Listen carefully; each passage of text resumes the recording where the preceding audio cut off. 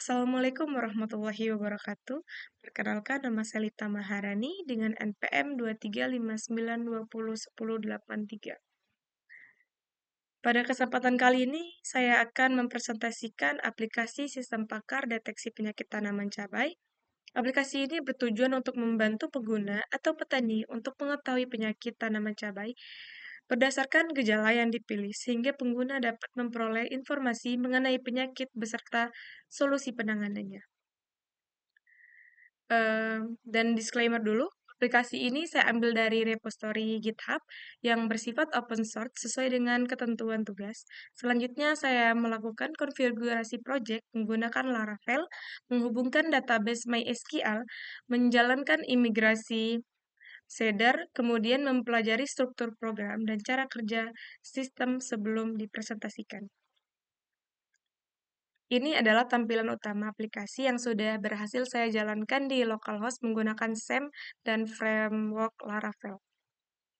Permasalahan yang ingin diselesaikan oleh sistem ini adalah masih banyak petani yang kesulitan mengenali penyakit tanaman cabai karena beberapa penyakit memiliki gejala yang hampir sama. Akibatnya, penanganan dilakukan kali kurang tepat. Oleh karena itu, sistem pakar ini dibuat untuk membantu pengguna mengenali penyakit berdasarkan gejala yang dipilih.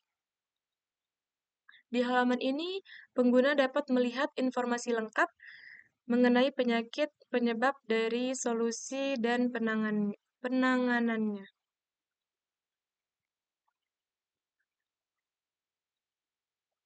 Pada folder app, database, public, resource, dan routes, aplikasi ini dikembangkan menggunakan bahasa pemrograman PHP dengan framework Laravel.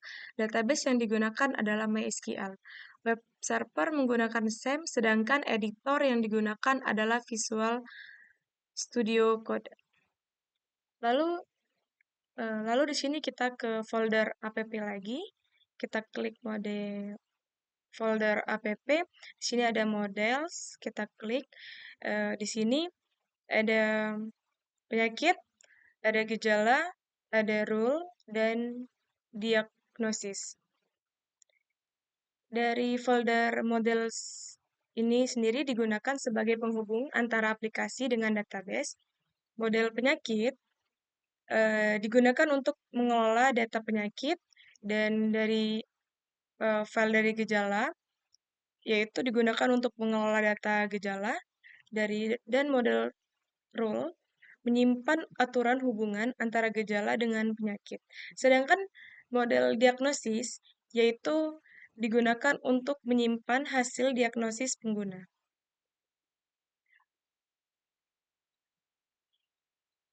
Selanjutnya kita ke file database.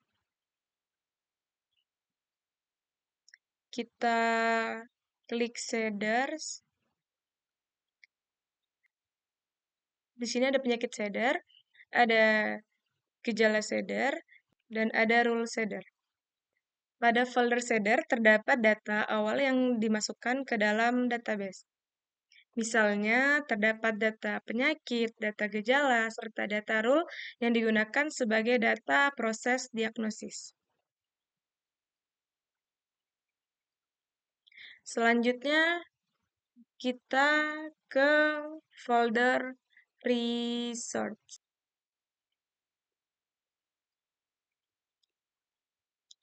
Di sini ada admin, ada user, ada layout, dan lain-lain. Dari folder resource atau view ini sendiri digunakan untuk membuat tampilan website. Folder admin yaitu berisi halaman yang digunakan oleh administrator. Folder user digunakan untuk halaman pengguna, dan folder admin, sedangkan layout merupakan template utama yang digunakan oleh seluruh halaman website.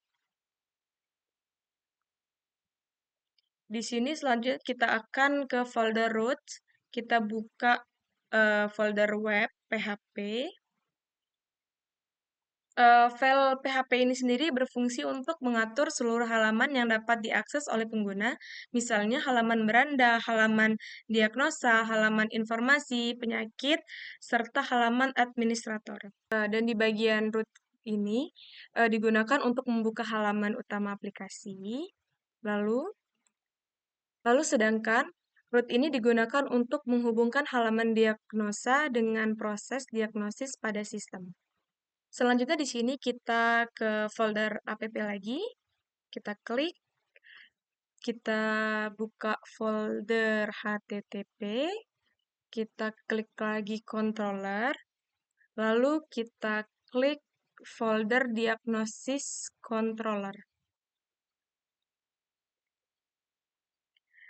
Pada bagian di atas ini terdapat beberapa model yang digunakan oleh sistem seperti model diagnosis, gejala, penyakit, dan role. Model-model tersebut digunakan untuk mengambil data yang diperlukan dari database.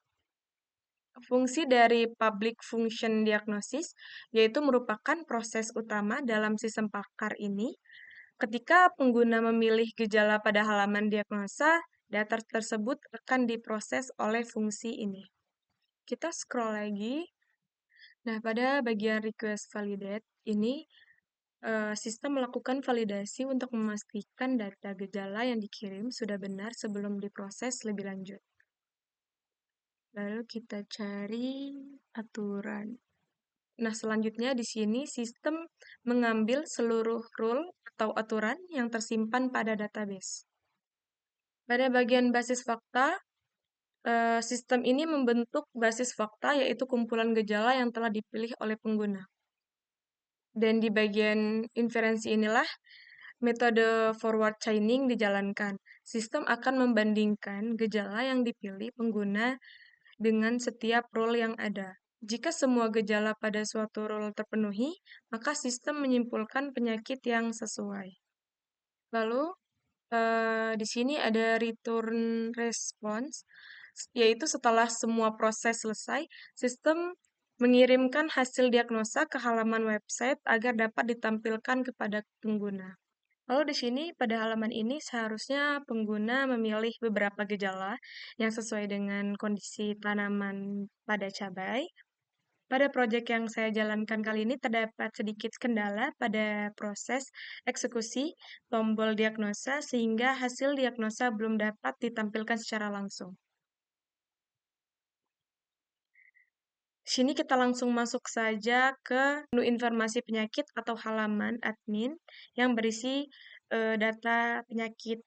Apabila proses diagnosa berhasil dijalankan, sistem akan melakukan pencocokan gejala menggunakan metode forward chaining.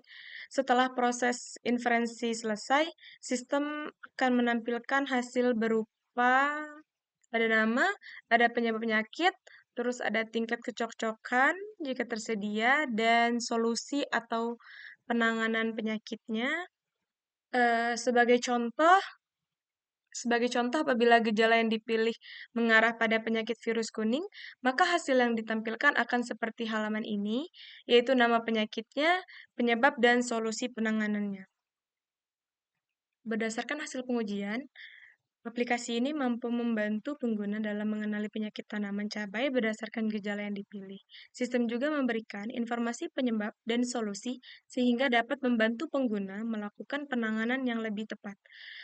Repository GitHub yang menjadi referensi juga saya cantumkan pada laporan dan deskripsi video sebagai bentuk pencantuman sumber sesuai ketentuan tugas. Sekian presentasi dari saya. Saya akhiri. Wassalamualaikum warahmatullahi wabarakatuh.